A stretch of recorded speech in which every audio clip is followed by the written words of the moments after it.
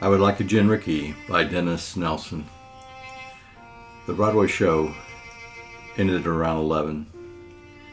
It was called Follies of 1910. The performance was on May 24th, 1911. At the Brown Palace Hotel, the Broadway show entrance was next to the bar. And when the show ended, patrons didn't have to walk very far. My grandfather's brother-in-law, George Copeland was his name, stopped for a drink at the bar and was about to have unfortunate fame.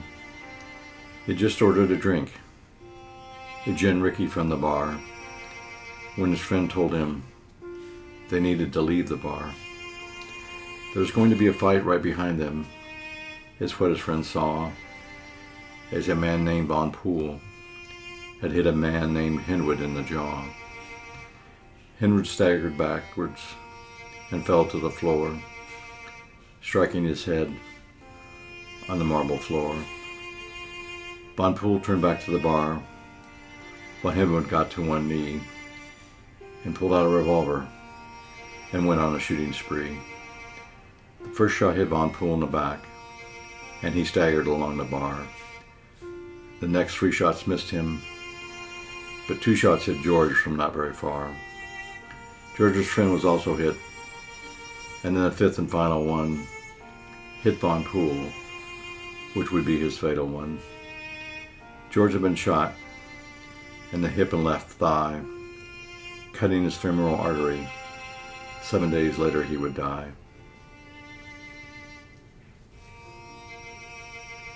My grandfather's sister Ernestine attended the Hollywood trial every day.